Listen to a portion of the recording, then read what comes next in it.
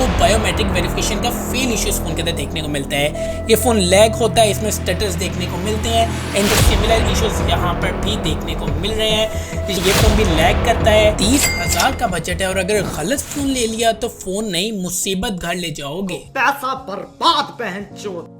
आज मैं आप लोगों को बताने वाला हूँ 7 ऐसे फोन जिनमें से एक फोन भी अगर आप लोगों ने ले लिया तो ये आपकी पेशेंस और पैसा दोनों बर्बाद कर देगा।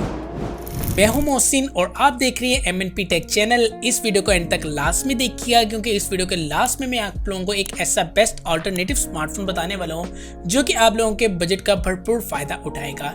इस वीडियो में ना सिर्फ मैं अपना ओपिनियन शेयर करने वाला हूं बल्कि जेन जी ने इंटरनेट के ऊपर जो अपने इश्यूज रेज किए इन फोन को बाय करके वो भी आप लोगों के साथ डिस्कस करने वाला हूं ताकि आप लोग भी अगर इनमें से कोई फ़ोन कंसीडर करने वाले हैं तो आप लोगों को पता हो कि ये फ़ोन को बाय करने के बाद कौन से इश्यूज आप लोगों को आएंगे और आप लोगों को इन फ़ोन को क्यों बाय नहीं करना चाहिए। इस लिस्ट में सबसे पहला फ़ोन जो मैंने ऐड ऑन किया है वो है सैमसंग की A06 डिवाइस। इसकी डिटेल स्पेसिफिकेशंस मैंने मोटी मोटी इसके अंदर लिखी हुई हैं, आप लोग सामने देख सकते हैं, स्क्रीन पे शो हो रही हैं, चाहे तो वीडियो को रोक के भी देख सकते हैं। अब सैमसंग के A06 को क्यों बाय नहीं करना चाहिए और लोगों को क्या इश्यूज आए हैं उसके बारे में बात करने से पहले इसकी 2-3 स्पेसिफिकेशंस आप लोगों को बता देता हूं। सैमसंग में आपको मिलता है IPS LCD वाला पैनल जो कि 6.7 इंचेस की स्क्रीन के साथ आता है।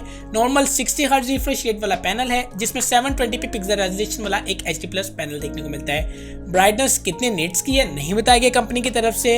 इस फोन में क्या प्रोटेक्शन मिलती है नहीं बताया गया। चिपसेट देखें तो फोन में आप लोगों को MediaTek Helio GT5 देखने को मिलता है जो कि 12 नैनोमीटर पर फैब्रिकेटेड है। Android 14 की सपोर्ट देखने को मिलती है एंड सैमसंग की One UI का क्लीन फुल सिस्टम देखने को मिलता है, कोर UI देखने को नहीं मिलती।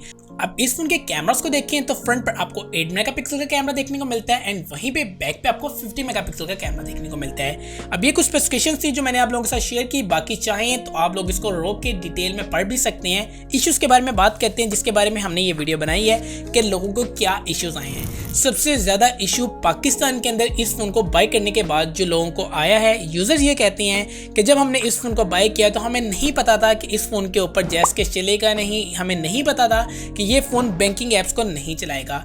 ये इशू क्यों आया और ऐसा इशू क्यों आ रहा है ये आप लोगों के साथ शेयर करता हूँ। सबसे पहले तो आप लोगों ने जब भी कोई पुराना फोन में जैस कैश, इजी पैसा या बैंकिंग ऐप रखी हुई है और आप लोग अपने नए फोन में बैंकिंग ऐप को सेम नंबर पर रजिस्टर करते हैं तो आप लोगों से बायोमेट्रिक वेरिफिकेशन मांगी जाती है कि क्या वो पर्सन खुद ही है जो कि फोन को स्विच कर रहा है और अपने नए फोन के ऊपर बायोमेट्रिक वेरिफिकेशन करवा के इस फोन को एक्टिव करवाएगा। ऐसे में नादरा के थ्रू डायरेक्ट लाइव वेरिफिकेशन होती है आपके फिंगरप्रिंट्स की, जिसमें सैमसंग A06 फेल हो रहा है। काफी ज्यादा लोगों को इश्यूज आए हैं कि जिनकी बायोमेट्रिक वेरिफिकेशन फेल हो जाती है जब वो जैस केस, इजी पैसा या बैंकिंग एप्स को चलाते हैं इस फोन के ऊपर।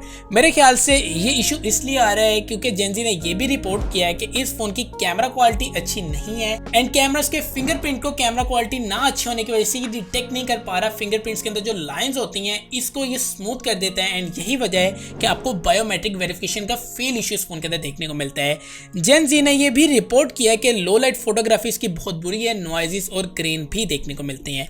अब क्योंकि इस फोन में आपको MediaTek का Helio GT5 का प्रोसेसर दिया गया है एंड साथ आपको eMMC 5.1 की स्टोरेज प्रोवाइड की गई है। आप लोग 4GB वाला वेरिएंट ले लें, 6GB रैम वाला वेरिएंट देख लें, 4GB 128, 4GB 64 या 6GB 128 तीनों में यही आप लोगों को स्टोरेज देखने को मिलती है।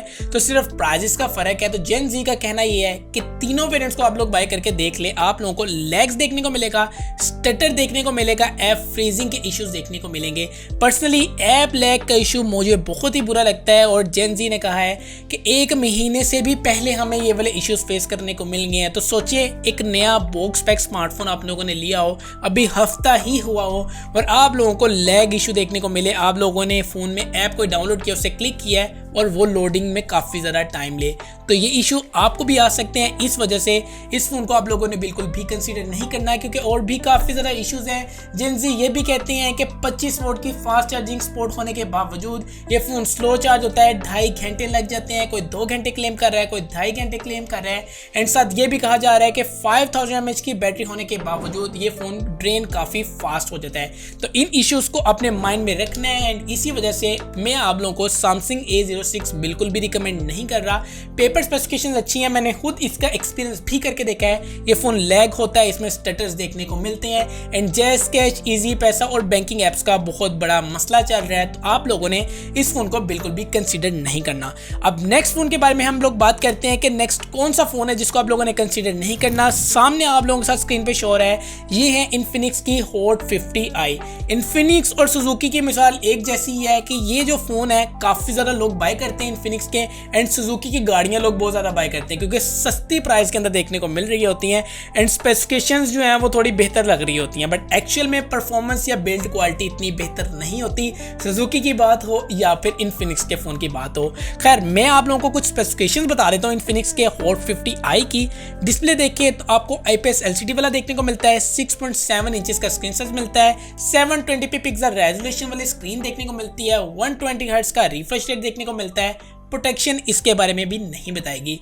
इस फ़ोन को मैंने Samsung A06 से पहले इसीलिए रखा है क्योंकि इस फ़ोन में आपको 120 हर्ट्ज का हाई रिफ्रेश रेट देखने को मिलता है, साथ पंच होल डिस्प्ले देखने को मिल जाता है जो कि थोड़ा बेहतर है अगर आप लोग A06 से कंपेयर करें, बट फ़ोन ये भी अच्छा नहीं है। इस फ़ोन को भी आप लोगों ने कंसीडर नहीं करना।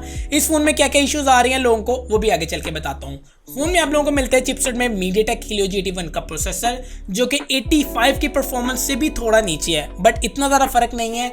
G81 और G85 की परफॉर्मेंस सिमिलर ही है, ज़्यादा फर्क आप लोगों को देखने को नहीं मिलता, 5 to 10% का फर्क देखने को मिलेगा। फ़ोन में आप लोगों को इन्फिनिक्स का एक्सोएक्स का सिस्टम देखने को मिलता है जिसमें ब्लोटवेयर जैम भर भर के आप लोगों को ऐप देखने को मिलती हैं, प्री इंस्टॉल गेम्स देखने को मिलती हैं जिसको आप लोगों को अनइंस्टॉल करना पड़ेगा। अक्सर लोगों को तो अनइंस्टॉल करनी भी नहीं आती। इस फोन में आपको Android 14 की सपोर्ट देखने को मिल जाती है। कैमरा वाइज देखें तो फोन में आप लोगों को 8 मेगापिक्सल का फ्रंट पर सेल्फी शूटर मिलता है एंड बैक पे 48 मेगापिक्सल का कैमरा देखने को मिलता है। इश्यूज क्या रिपोर्ट किए गए इस फोन के बारे में वो डिस्कस कर लेते हैं। अब लोगों ने कहा है कि इस फोन के अंदर भी हमें लैग स्टटर देखने को मिलते हैं जैसा कि सेम Samsung की A06 के अंदर देखने को मिला था। दो बड़ी वजह है इस फोन की भी, एक तो इसमें भी पुराना प्रोसेसर दिया गया है, साथ इस फोन में जो आप लोगों को वेरिएंट मिलता है 6128 वाला, उसमें भी eMMC 5.1 की स्टोरेज दी गई है जो कि ओवर टाइम स्लो हो जाती है। एंड Samsung में क्योंकि सेम प्रोसेसर सेम स्टोरेज लगाई गई है उसमें भी लैग स्टेटस आ रहे थे, तो डेफिनेटली यहाँ पर भी आएंगे। इस वजह से आप लोगों को भी इस फोन में लैग और स्टेटस के इशू देखने को मिलेंगे, तो आप लोगों ने इस फोन को बिल्कुल भी कंसीडर नहीं करना। इसकी और भी वजूहात है जिनमें से यूजर्स ने यह भी रिपोर्ट किया है कि यह फोन हीटअप होता है, 50 सेंटीग्रेड तक हीटिंग इश्यूज इस फोन के अंदर देखने को मिले हैं। साथ इस फोन में स्लो चार्जिंग के काफी ज्यादा इश्यूज हैं कि फोन काफी स्लो चार्ज होता है, ये भी काफी ज्यादा इश्यूज इस फोन के अंदर देखने को मिले हैं। अब इन्फिनिक्स का फोन वैसे भी थोड़ा थोड़ा चाइना की फील देता है और मुझे लगता है कि अगर इन्फिनिक्स ने बजट सेगमेंट में काम ना किया तो इसकी भी मिसाल कुछ क्यू मोबाइल जैसी हो जानी है जो कि कम पैसों में अच्छा तो स्मार्टफोन देता था, 8 GB की रैम देता था, बट परफॉर्मेंस वाइज वो 4 GB की भी नहीं निकलती थी। इन्फिनिक्स के भी बजट फोन्स का हाल कुछ ऐसा ही है, तो इन्फिनिक्स को चाहिए कि थोड़ा बेहतर और इम्प्रूवमेंट के साथ मार्केट में एक टफ कंपटीशन क्रिएट करे। मेरे ख्याल से अंडर 30,000 जो स्मार्टफोन्स आ रहे हैं उन फोन्स के अंदर 1080p रेजोल्यूशन वाला डिस्प्ले होना चाहिए एंड साथ एक अच्छा प्रोसेसर भी कंपनी को अब दे देना चाहिए। 2026 स्टार्ट होने वाला है, 2025 के एंड की तरफ हम जा रहे हैं और अभी भी कंपनीज की तरफ से पाकिस्तानी मार्केट के अंदर यूनिसोक के चिपसेट्स देखने को मिल रहे हैं और MediaTek Helio G85 के चिपसेट देखने को मिल रहे हैं अंडर 30,000 के प्राइस टैग के अंदर।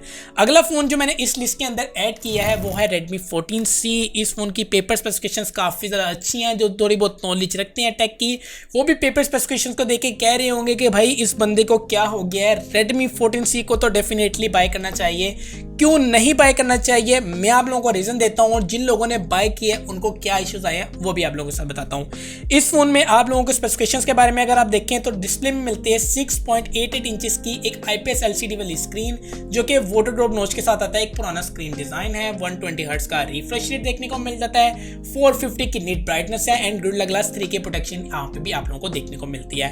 अब इस फोन के अंदर आप लोगों को MediaTek Helio G81 का प्रोसेसर देखने को मिलता है, हाइपर OS देखने को मिलती है जिसकी वजह से इस फोन की यूआई थोड़ी अच्छी तरीके से ऑप्टिमाइज है। बाकी स्पेसिफिकेशंस भी आप लोग देख सकते हैं। इश्यूज के बारे में बात करें तो इस फोन में भी लोगों को सबसे ज़्यादा इश्यूज आए हैं ऐप क्रैशिंग के, लोगों को इश्यूज आए हैं स्टटर्स के, लैग्स आए हैं लोगों को, और लैग के इश्यूज इसलिए कॉमन हो रहे हैं इन फोन्स के अंदर क्योंकि यहाँ पे भी eMMC 5.1 की स्टोरेज दी गई है एंड साथ इस फोन में भी आप लोगों को रैम के साथ साथ जो प्रोसेसर प्रोवाइड किया गया है वो भी पुराना थका हुआ G81 वाला ही है, जैसे कि प्रीवियस दो फोन्स के अंदर आप लोगों को प्रोवाइड किया गया है। तो आप लोगों को काइंड ऑफ सिमिलर परफॉर्मेंस और सिमिलर इश्यूज यहाँ पर भी देखने को मिल रहे हैं। ये वाले फ़ोन के अंदर भी सॉफ्टवेयर बग्स रिपोर्ट किए गए हैं। इसके अलावा फ़ोन रैंडम शटडाउन होता है, फिलीपींस वेरिएंट के अंदर ऐसा भी देखा गया है।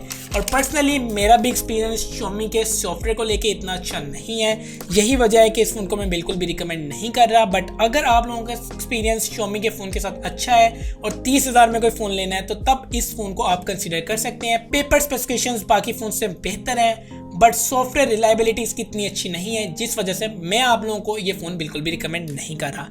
नेक्स्ट देखें तो आप लोगों के पास आता है Realme का C61। Realme ने स्टार्टिंग में आज से 2022 की तरफ जाएं तो काफ़ी अच्छी एंट्री की थी और काफ़ी अच्छे स्मार्टफोन पाकिस्तान की मार्केट में लॉन्च किए थे। बट उसके बाद Realme ने आहिस्ता आहिस्ता पाकिस्तान की मार्केट के अंदर स्मार्टफोन्स के लॉन्चिंग को काफ़ी ज़्यादा कम कर दिया और अब वो कुछ इतना ज़्यादा एक्टिव भी नहीं है और जो फ़ोन लॉन्च हो रहे हैं वो भी बिल्कुल बेकार है। पाकिस्तान की मार्केट के अंदर किसी भी तरह एक हेल्दी कंपटीशन नहीं क्रिएट कर रहे। Realme C61 की मिसाल बिल्कुल वैसी ही है। इस फोन में भी आपको IPS LCD स्क्रीन मिलती है, 6.74 इंच का स्क्रीन साइज दिया गया है, 720p रेजोल्यूशन वाला डिस्प्ले मिल जाता है, 90 हर्ट्ज का रिफ्रेश रेट मिलता है, यहाँ पे 450 की निट ब्राइटनेस की सपोर्ट मिलती है, पांडा ग्लास की प्रोटेक्शन मिल जाती है। चिपसेट देखें तो यूनिसोक का टाइगर 612 मिल जाता है। आप लोगों ने परेशान नहीं होना, ये भी G81 वाले ही परफॉर्मेंस आप लोगों को प्रोवाइड करता है, सिर्फ कंपनी का मॉडल चेंज है। तो आप लोगों ने ये नहीं समझना कि इसकी परफॉर्मेंस ज़्यादा कम है या ज़्यादा है। इसकी परफॉर्मेंस बिल्कुल G81 जैसी ही है, तो ऑलमोस्ट सिमिलर परफॉर्मेंस ही इस फोन के अंदर भी देखने को मिलेगी। कैमरास भी फोन में फ्रंट पे आप लोगों को 5 मेगापिक्सल का मिलता है, बैक पे 50 मेगापिक्सल का देखने को मिलता है। बाकी प्रीवियस इन्फिनिक्स का 450 और सैमसंग Galaxy S6 से थोड़ी बेहतर कैमरा क्वालिटी मिल जाती है, बट रिकमेंड ये भी नहीं है क्योंकि इस फोन में भी सिमिलर इश्यूज रिपोर्ट किए गए हैं। ये फोन भी लैग करता है, इस फोन में भी स्टेटस आप लोगों को देखने को मिलते हैं एंड सबसे बड़ी बात कि इस फोन में भी आप लोगों को वाटर ड्रॉप नॉच देखने को मिलती है और वही स्पेसिफिकेशन जो कि प्रीवियस फोन्स के अंदर देखने को मिलती हैं वही प्रोवाइड की गई हैं।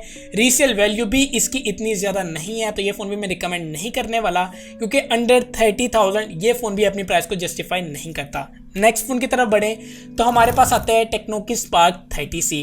अब ये इन्फिनिक्स के हॉट 50i का ही रीब्रांडेड वर्जन है जिस पर मैं ज़्यादा डिटेल में आप लोगों के साथ बात नहीं करूँगा।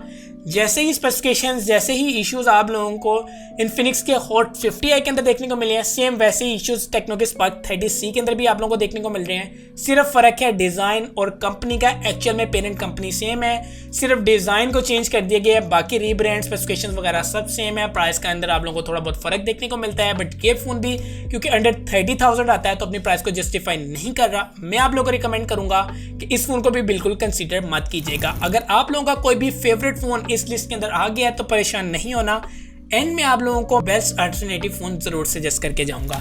नेक्स्ट फ़ोन जो हमारी लिस्ट के अंदर आता है वो है वीवो की ये Y040 डिवाइस। अब इस फ़ोन को भी आप लोगों ने बिल्कुल कंसीडर नहीं करना। स्पेसिफिकेशंस को देखें तो आप लोगों को IPS LCD डिस्प्ले मिलता है, 6.74 इंच का स्क्रीन साइज, 720p रेजोल्यूशन वाला डिस्प्ले, 90 हर्ट्ज का रिफ्रेश रेट। ब्राइटनेस के बारे में नहीं बताया गया, प्रोटेक्शन के बारे में भी नहीं बताया गया। यहाँ पे भी यूनिसोक का T7225 का प्रोसेसर मिलता है, माली का G52 MP1 का प्रोसेसर देखने को मिलता है। यहाँ पर फ्रंट टच OS मिल जाती है आप लोगों को वीवो की, एंड्रॉइड 14 की सपोर्ट देखने को मिल जाती है। फ्रंट पर 5 मेगापिक्सल का कैमरा देखने को मिलता है एंड बैक पे 13 मेगापिक्सल का कैमरा देखने को मिलता है। इस फोन को भी आप लोगों ने इसलिए कंसिडर नहीं करना, लैग्स के इश्यूज यहाँ पर भी हैं, स्टटर्स यहाँ पर भी हैं, स्लो चार्जिंग जो है वो यहाँ पर भी रिपोर्ट की गई है कि फ़ोन के अंदर स्लो चार्जिंग देखने को मिलती है। कैमरा क्वालिटी इस फ़ोन के बारे में भी बताया गया है कि इतनी अच्छी नहीं है। तो काइंड ऑफ जैसी आप लोगों को कुछ इश्यूज बाकी प्रीवियस फोन्स के अंदर देखने को मिल रहे हैं, यहाँ पे भी देखने को मिल रहे हैं। और ये भी फोन अंडर 30,000 अपनी स्पेसिफिकेशंस को जस्टिफाई नहीं करता। चाहे तो स्पेसिफिकेशंस आप लोग रोक के देख सकते हैं, इस फोन को भी आप लोगों ने बिल्कुल कंसीडर नहीं करना। नेक्स्ट फोन की तरफ जाने बढ़े तो हमारे पास आता है ZTE का ये ब्लेड V60। अब ये फ़ोन अभी तक जितने फ़ोन मैंने डिस्कस किए हैं उन सबसे बेहतर है, बट फिर भी इस फ़ोन को कंसीडर नहीं करना क्योंकि अंडर 30,000 ये भी वैल्यू फॉर मनी नहीं है। इसके अंदर लैग और स्टेटस के इश्यूज इतने ज़्यादा नहीं लोगों को देखने को मिले। कैमरा क्वालिटी इस फ़ोन की थोड़ी बेहतर है, बाकी फोन के स्पेसिफिकेशंस आप लोग इसकी भी रोक के देख सकते हैं, बट फिर भी अंडर 30,000 ये अपनी स्पेसिफिकेशंस और प्राइस को जस्टिफाई नहीं करता। साथ रीसेल वैल्यू इतनी नहीं है, लोग पाकिस्तान के अंदर अभी इस ब्रांड को इतना जाने नहीं है, तो इसलिए आप लोगों ने इसको बाय नहीं करना, क्योंकि अगर कल को रीसेल करेंगे तो आपको वैल्यू अच्छी नहीं देखने को मिलेगी। लास्ट में हमारे पास आता है Oppo A3X। वैसे तो अंडर 30,000 ये भी मेरे को रिकमेंड नहीं कर रहा आप लोगों को कि इस फोन को लें, बट फिर भी अगर आप लोगों ने कोई फोन लेना है तो मेरे ख्याल से Oppo A3X एक बेटर चॉइस हो सकती है। क्यों मैं ऐसा कह रहा हूँ, मेरे क्या ओपिनियंस हैं वो आप लोगों के साथ शेयर करता हूँ, और यूजर्स ने इसके बारे में क्या कहा है वो भी बताता हूँ। स्पेसिफिकेशंस में देखें तो इस फोन में आप लोगों को मिलती है IPS LCD वाली स्क्रीन, 6.67 इंच का स्क्रीन साइज मिलता है, 720p रेजोल्यूशन वाला एक HD+ पैनल इस फोन में भी दिया गया है, 90 हर्ट्ज का रिफ्रेश रेट भी इस फोन के अंदर मिलता है, 1000 की नेट ब्राइटनेस की सपोर्ट भी प्रोवाइड की गई है, एंड साथ आपको Qualcomm का Snapdragon 6S Gen 1 मिलता है, Oppo का कलर OS मिल जाता है, Android 14 की सपोर्ट, फ्रंट पर आपको 5 मेगापिक्सल कैमरा मिलता है, बैक पे 8 मेगापिक्सल कैमरा मिलता है। अब इस फोन के अंदर भी तो लोगों को थोड़े बहुत लैग्स देखने को मिले हैं और kind of similar he performance देखने को मिली है जैसे कि प्रीवियस स्मार्टफोन्स के बारे में आप लोगों को बताए हैं, बट कदरे बेहतर है। ये फोन आप लोगों ने देखा होगा कि अभी तक जितने फोन बताए हैं सारे ये MediaTek के प्रोसेसर के साथ आ रहे थे, ये अकेला वाहिद फोन है भाई जो Qualcomm के प्रोसेसर के साथ आ रहा है। अब 6S Gen प्रोसेसर कोई बहुत आउटक्लास परफॉर्मेंस के साथ नहीं आता, ये Snapdragon का 662 वाला ही प्रोसेसर है जिसको रीब्रांड कर दिया गया और 6S Gen 1 के साथ लॉन्च किया गया। सिर्फ नाम का फर्क है, लोग समझ रहे होंगे कि भाई नाम बहुत कूल सा है तो परफॉर्मेंस भी काफी ज्यादा आउटक्लास होगी। परफॉर्मेंस अच्छी नहीं है, MediaTek Helio G85 वाली ही परफॉर्मेंस है, शायद थोड़ी बहुत कई इश्यूज में थोड़ी बहुत कम हो, बट फिर भी एक रिलायबल प्रोसेसर है, इस वजह से आप लोगों को इश्यूज थोड़े कम देखने को मिलते हैं। लोगों ने यहाँ पे इस फोन के बारे में इतने इश्यूज रिपोर्ट नहीं किए प्रीवियस फोन की बनिस्बत, बट फिर भी मैं आप लोगों को यही सजेस्ट करूंगा कि आप लोग किट फोन की तरफ जाएं। अब कौन से किट फोन को आप लोगों को कंसीडर करना चाहिए, कमेंट सेक्शन में मुझे बताएं कि आप लोगों की नीड क्या, आप लोगों को बेस्ट कैमरा फोन चाहिए, बेस्ट परफॉर्मेंस फोन चाहिए, बेस्ट डिस्प्ले वाला स्मार्टफोन चाहिए, या ऐसा स्मार्टफोन चाहिए जिसमें सारी चीज़ें बेहतर हो अंडर 30,000। तो कौन सा ऐसा स्मार्टफोन आप लोग लेना पसंद करते हैं ये कमेंट सेक्शन में बताएं, तो मैं एक किट फोन की वीडियो भी आप लोगों के ऊपर बना के दे दूंगा। अब मेरा प्लान है कि अंडर 30 से 60,000 की कैटेगरी के अंदर मैं एक वीडियो लाऊं, तो आप लोग इस वीडियो के अंदर अपने शेयर कर दें कि मैं और मजीद किन किन चीज़ों को डिस्कस करूं। तो आप लोगों को इस फोन को क्यों कंसीडर करना चाहिए मैं आप लोगों को बता रहा था, क्योंकि इस फोन के अंदर आप लोगों को जो डिज़ाइन है वो थोड़ा बेहतर देखने को मिलता है, डिस्प्ले क्वालिटी भी थोड़ी बेहतर देखने को मिलती है, आउटडोर के अंदर भी डायरेक्ट सनलाइट में यूज़ करेंगे तो 1000 निट्स होने के बावजूद ये फ़ोन अच्छी आप लोगों को बैलेंस जो है डिस्प्ले की क्वालिटी प्रोवाइड कर देता है। बाकी ड्रॉबैक वही है, यहाँ पे भी 720p रेजोल्यूशन वाला डिस्प्ले देखने को मिलता है, यहाँ पर भी आप लोगों को प्रोसेसर Snapdragon 662 देखने को मिलता है, इससे बेहतर होना चाहिए था, बट 45 वोट की फास्ट चार्जिंग की सपोर्ट देखने को मिल जाती है जो कि बाकी फ़ोन के बनिस्बत फ़ोन को तेज़ी से चार्ज कर देती है। फ़ोन के अंदर जो मेन इशू आप लोगों को सबसे ज़्यादा देखने को मिलेगा वो इसके कैमरास का, इसके कैमरास क्वालिटी बहुत बुरी है, बहुत अच्छी नहीं है। नंबर मेगापिक्सल्स के बारे में ही आइडिया हो गया होगा, ये चीज़ अच्छी है कि यार कंपनी ने डायरेक्ट कैमरा मेगापिक्सल्स भी बता दें, ये नहीं किया कि यहाँ पे भी 50 मेगापिक्सल वाली गेम खेली गई है तो एटलीस्ट 8 मेगापिक्सल है, लोगों को क्लियरली पता चल जाएगा कि कैसी कैमरा क्वालिटी देखने को मिलती है। एंड पर्सनली मेरी रिकमेंडेशन में ओप्पो की ये A3X डिवाइस नहीं है, मैंने सिर्फ इसको इसीलिए रखा है आप लोगों के लिए कि ऐसे लोग होते हैं जो कहते हैं नहीं यार हमें बॉक्स पैक स्मार्टफोन ही चाहिए, तो तब मैं कहूँगा कि आप ओप्पो की A3X फोन को कंसिडर कर सकते हैं। अदरवाइज ये फोन भी मैं आप लोगों को यही सजेस्ट करूंगा कि ना लें, आप लोग कोई किट फोन की तरफ चल जाएं, बेहतर और अच्छी स्पेसिफिकेशंस आप लोगों को देखने को मिल जाएंगी। सो दोस्तों फोन लेना सिर्फ प्रोसेसर या कैमरा नहीं होता बल्कि एक पूरा पैकेज होता है जिसमें आप लोगों को पूरा पैकेज देखना चाहिए कि हर चीज बैलेंस्ड हो, हर चीज अच्छी देखने को मिल रही हो। अगर आप लोगों को वीडियो हेल्पफुल लगी है तो वीडियो को लाइक करें, चैनल को सब्सक्राइब करें, और हमारे से आप लोगों को और मजीद क्या वीडियोस चाहिए कमेंट सेक्शन में बताएं। इस वीडियो में क्या मैंने चीजें गलत एक्सप्लेन की हैं वो भी बताएं, अपना फीडबैक शेयर करें ताकि हम उसको इम्प्रूव करें। मिलते हैं आपसे किसी और नई वीडियो के अंदर।